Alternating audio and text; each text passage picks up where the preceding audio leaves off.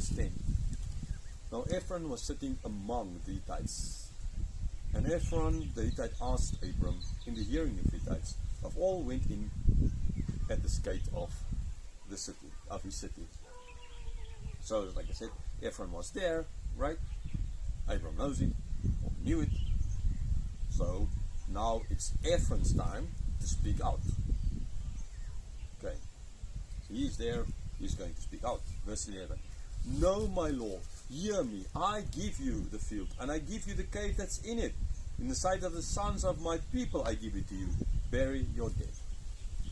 So Ephron is stating here, okay, no, it's okay. I will give it to you, right? Negotiations. I'll give it to you. I don't want anything for it. I'll give it to you. And in front of everyone, here I'm saying, I will give it to you. Now Abram knew, Ephron knew that with this, he doesn't mean he's really going to give it for free, but this is just the next step in the negotiations. I know some say, giving it for free, then maybe you can take it back. Yes, seemingly in certain cultures, seemingly in the Korean culture, people can give things to people and then take it back. Kind of. In my culture, and the Russian culture, you gave something, you don't ever take it back. Okay.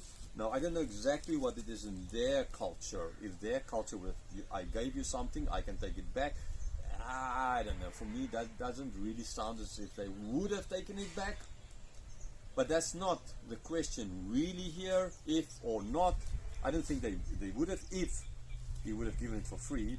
But I'm 100% sure that he did not intend to give it away for free. And Abram understood that he's not intending to give it away for free.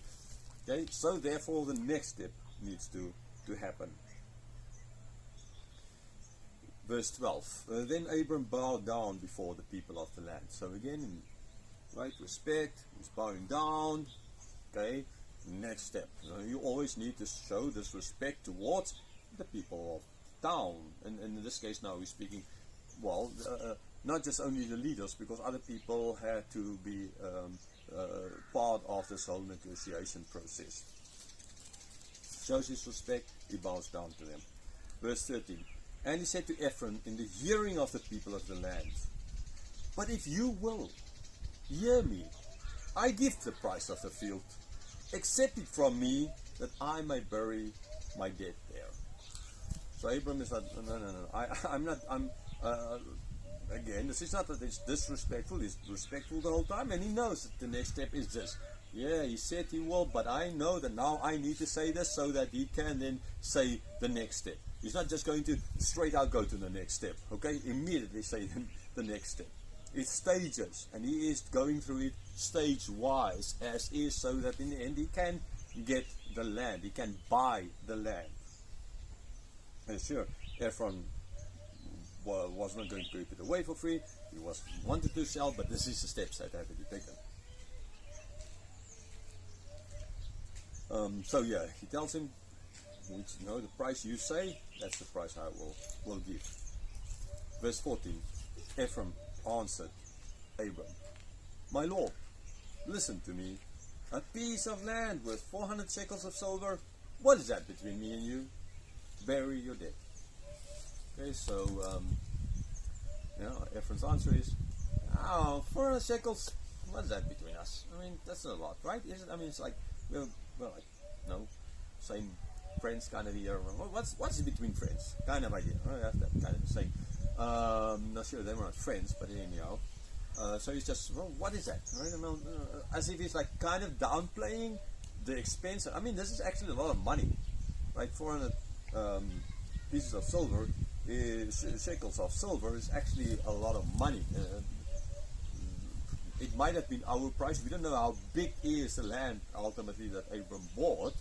Depending, it's a big piece of land, right? Then it might not be over expensive. It's a small piece of land, then it might be expensive. So we don't exactly know the size of the land, but seemingly, this was quite a it was a lot of money.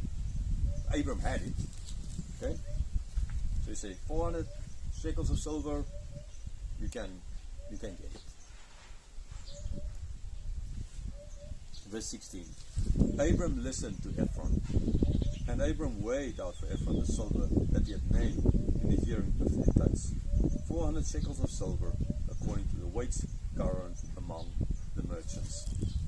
So Abram heard, Abram knew this is now the next step. Seemingly, they were not like today where you then, no, I will give you, between friends, like kind of maybe 350 or 300, and you were like maybe, no, it's 350, and he wasn't going to, I don't know if just Abram was, if this is at that stage in their culture there, and then you set the price, that is the price you need to pay. In lots of Middle Eastern countries and markets, you need to quibble. That doesn't say it was like that then, we don't know, but he's not doing it. There can be other reasons why Abram didn't do it. Again, it's impossible to really know. So he took and he weighed out the 400 shekels of silver according to the weight that was current then. We know that through time the weight would differ, inflation, okay? You buy a piece of chocolate, and in 5 years time, for say $1, and in 5 years time that piece of chocolate shrunk, and you still pay $1 for it, kind of idea, okay? So he's saying that the weight of the current, that was current among the merchants. So he was not stealing, he was not deceitful. The weight it is, immediately he took it, he weighed it out as they asked for, as it was the norm, he gave, and Ephron got what he wanted. So in other words, this piece of land now became Abram's.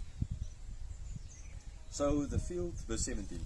So the field of Ephron in Machpelah, which was to the east of Mamre, the field with the cave that was in it, and all the trees that were in the field, throughout this whole area, was made over to Abram as a possession in the presence of the Hittites, before all who went in at the gates of his city. Okay, so now Abram has land in the land of Canaan as well. Yes, he bought a lot of money, he paid a lot for it. Where did he get his money? Well, from Pharaoh, from Abimelech, from God ultimately, right? There's other times he could have gotten it from the king of Sodom. He denied, he said, no thank you, God will give. Here he had the money, God gave him the money, and he bought it legally. So it is quite a big piece of land, seemingly, because there was the cave, and there were all these trees. So it doesn't sound as if it's a small piece of land. Again, for the Jews on their way, the Israelites on their way to the promised land, they knew that sometime long ago, lawfully, Abram acquired already a piece of land. So there is already a piece of land. Now to say, okay, so therefore they said, oh, well, since we have a legal piece of land, we can go and get that small piece, but they were going to get the whole land, not just a small piece of land. Okay, so I think in this case it's not so much pointing forward to this; it's more a question of showing that the promises God made to Abram is starting to be fulfilled. He has the son, he has a piece of land. Now years later on, the Israelites, a couple of million of them on the way to the promised land. So one became a couple of million. A small piece of land will become now the whole land, right? That is more the connection, the line that can be drawn here. So in there, in the city, at the city gates, where the people would meet, there, in the presence of the Hittites, they signed the contract, negotiations done, he got his land. Verse 19. After this, Abram buried Sarah, his wife, in the cave of the field of Machpelah, east of Mamre, that is Hebron, in the land of Canaan. He got the land, now he went and he buried her. The field and the cave that is in it were made over to Abram as property for a burying place by the Hittites. So he paid the money, negotiations, he got the land, he buried his wife, all legally, rightly done. There's no stealing involved here, there's no deceit involved here. All the sides were happy with these negotiations. So in conclusion, what do we see in this chapter? It's not a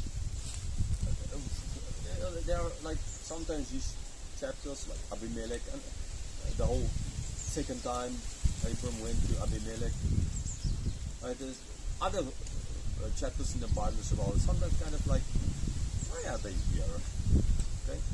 So why is this death and burial? They're not going to make such a big scene of the like Leah's death or something like that. They're not going to make a big scene of every woman who died, right? Very seldom they're making a big scene of a woman dying. But in Sarah's case, they do make a big scene of it. A whole chapter of it. And why? Right? Is it because Sarah gave birth to Isaac? Well, what about the rest? So Rebecca giving birth to Jacob and Esau. Isn't that just as important? The importance here doesn't really lie in Sarah per se. Again, it lies in what it led to. This led to like the birth of Isaac, the start of fulfillment with his sons. Now this led to the next stage, the start of the fulfillment in having land. Right? That is why it's here, to show God is keeping his word. Abram took Isaac up the mountain to bring us an offering. We saw it in the previous chapter. We already had now the son Isaac, which God didn't take in the burnt offering. So he has that, but no land yet. Now Sarah dies. And so directly Sarah gave Isaac, the birth to Isaac. Indirectly, Sarah's death now leads to them obtaining the start of land here in Canaan. So it is a very important point. Like I mentioned in the teaching on the chapter, is the point of that the Israelites on the way to the promised land, they know one became a couple of million. They had a small piece of land under Abram. They had one son under Abram. One son became a couple of million. So a small piece of land, as God promised, will become the whole land of Canaan, as God promised. So they're going there.